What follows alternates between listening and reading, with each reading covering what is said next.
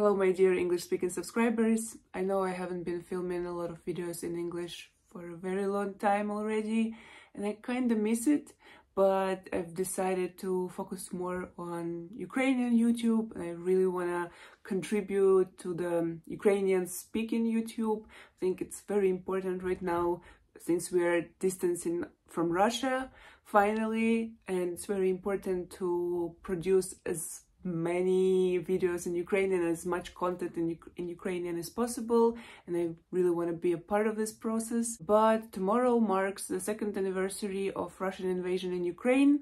It's been already 2 years that Ukraine is fighting this full-scale war with Russia, and I really wanted to make a video about it. First, I wanted to create this huge detailed video about these 2 years with a lot of information, a lot of statistics and stuff like this. But then I thought there will be videos like this, most probably. I think there will be a lot of them, summarizing these 2 years of war in a more general way, in a how to say it, from a perspective of whole Ukraine, you know. But I just really want to make this video about my personal experience, because I still believe that these personal stories are the best to show the reality of war, how each person lives through this war, and yeah, just how does it feel to live in the country that's been constantly bombed and shelled and suffering from Russian terroristic attacks. And today I'm gonna talk about it a bit. How do I feel? What do I feel? How this war changed me? How it changed the way I look at this world. So yeah, this video will be about my personal experience of living in Ukraine for these past 2 years. So if you're interested to know more about it, stay tuned. So it's already 2 years, which means more than 700 days that Ukrainians are fighting Russians in this bloody, unfair and very cruel full-scale war. Ukrainians heard air raids all around the country for more than 40,000 times, which means going to bomb shelters, being scared for their lives, for the lives of their families and friends and pets, you know, just being constantly scared that you will die, not knowing if you will die this time when another shelling is happening. Thousands or even hundreds of thousands civilians and soldiers dead or wounded. So many people returned from the war with injuries and disabilities, mental traumas. Yeah, I guess every civilian in Ukraine has a PTSR now. I still remember the first day of the full-scale war, and I swear that morning is one of the scariest moments in my life. I remember I literally couldn't breathe because I was so frightened. And now, when I think back about that day, I kinda have the same feelings, it's hard for me to inhale. I remember how scared I was, how everything was so unclear. I couldn't understand what is going on, because honestly, until the beginning of the full-scale war, I didn't believe it's possible that it will happen. And I was honestly a bit careless. I could have taken everything more seriously. Maybe that way I wouldn't be that shocked and I would react differently. But anyway, yeah, this is honestly one of the scariest days of my life, because you don't understand what's happening, what's gonna happen tomorrow. Will Ukraine still exist tomorrow? Because as you remember, a lot of people, they just said, okay, Ukraine will last for 3 days and then you fall, guys, bye-bye. But it didn't happen, and Ukraine still exists, all because of our bravest soldiers and also a lot of volunteers that are helping people who are at the front line. And the brightest, the best people are fighting for Ukrainian freedom now. A lot of writers, sportsmen, just, you know, Ukrainian intellectuals, different people, young, old, rich, poor, everybody is just so united in this desire to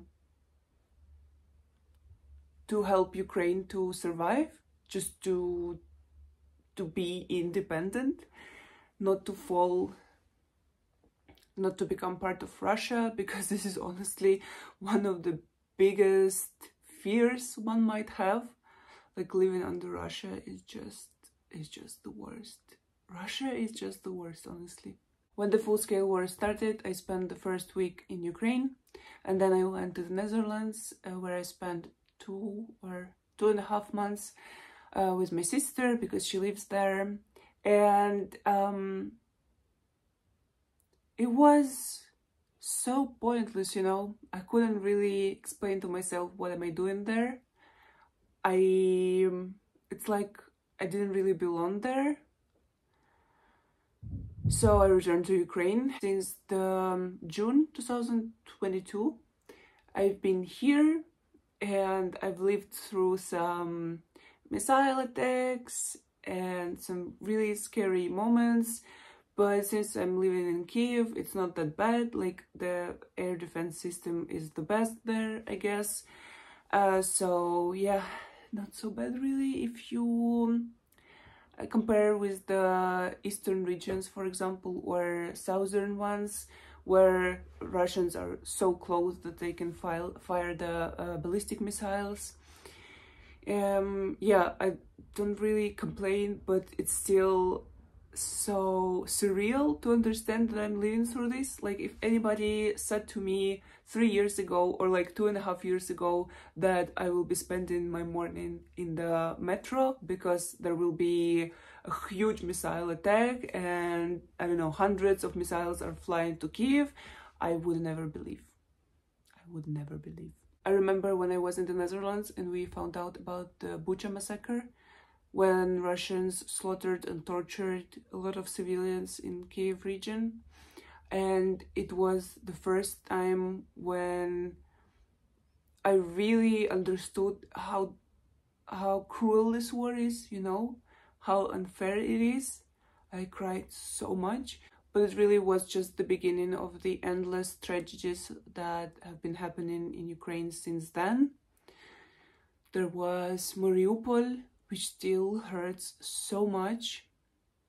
It was the tragedy of Azovstal and the defenders of Azovstal in Mariupol. Then there were so many horrible attacks on civilian infrastructure, like the railway station in Kramatorsk or shopping mall in Kremenchuk, or the time when Russians killed Ukrainian prisoners of war in Olenivka, or the time when Russians blew up the Kakhovska Dam, which flooded a lot of Ukrainian villages and really damaged the nature in the southern Ukraine. It was a huge ecological catastrophe.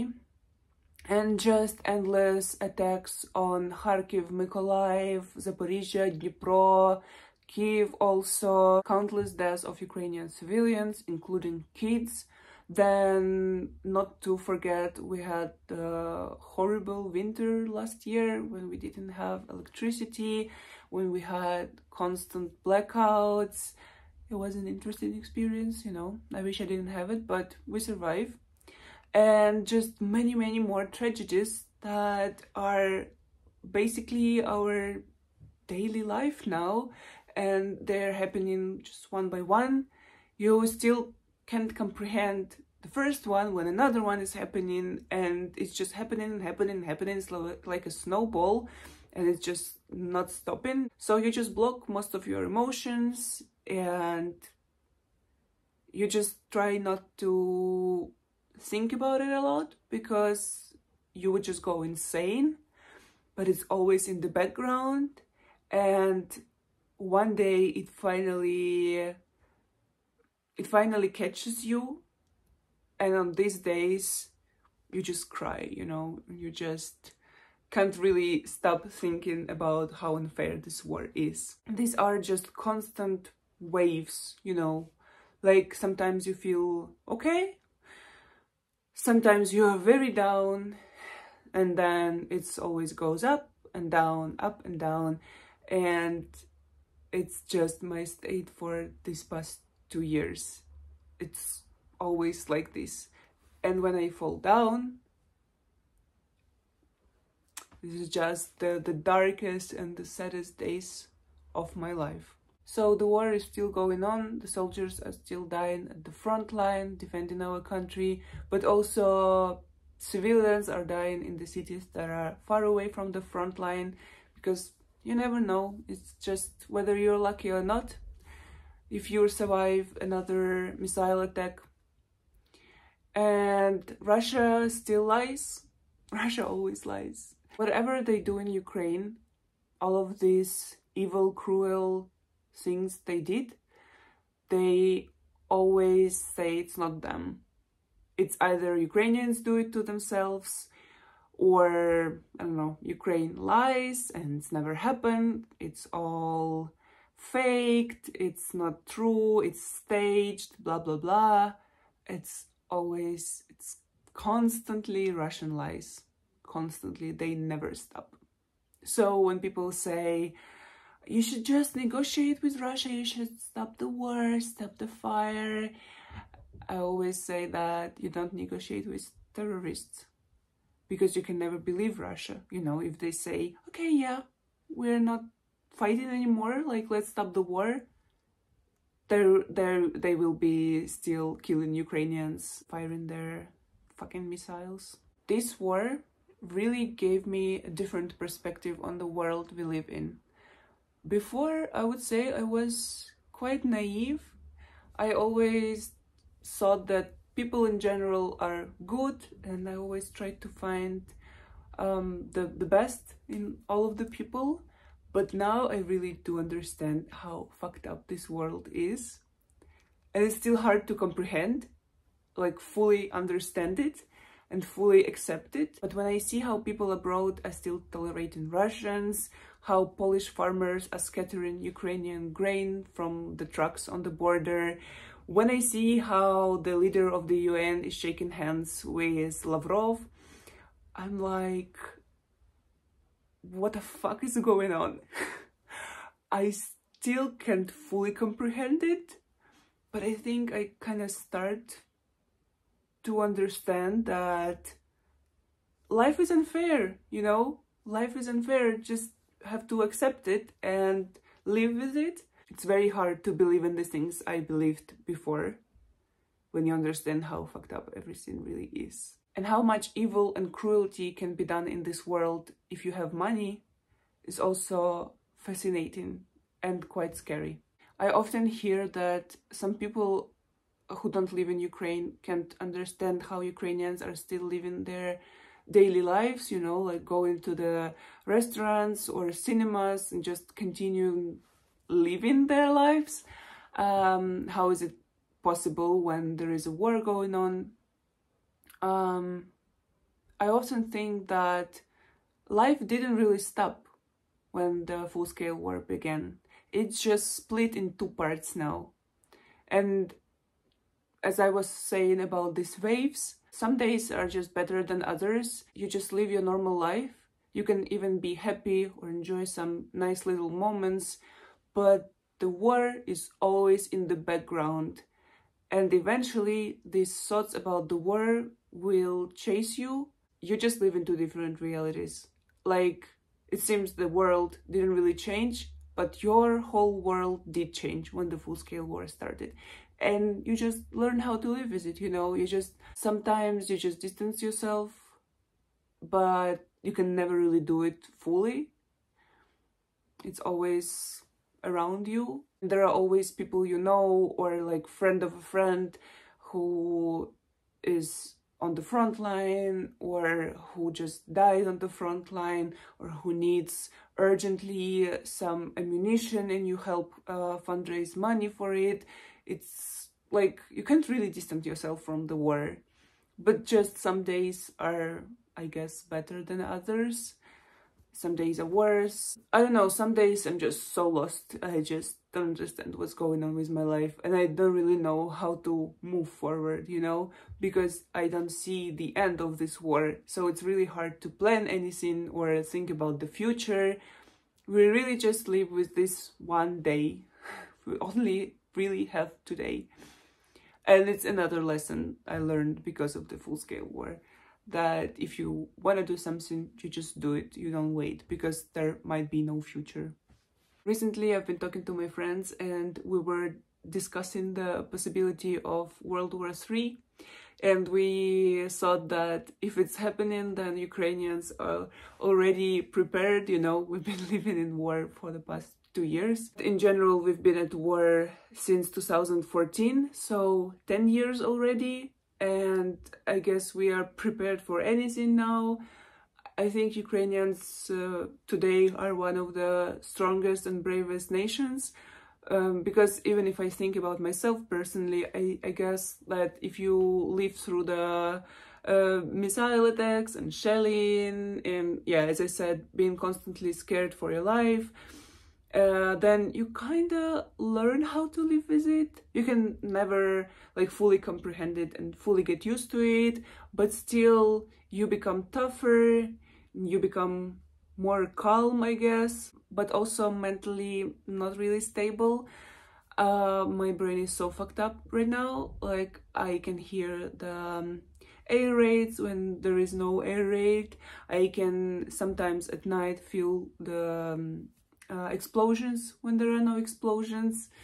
Yeah, but I still think that like, I kind of got used to it, and I got used to living in the war times, which is also fucked up, you know, getting used to it.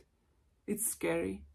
For these past 2 years, I've been thinking a lot how proud I am to be Ukrainian, and sometimes I feel that I'm not doing enough.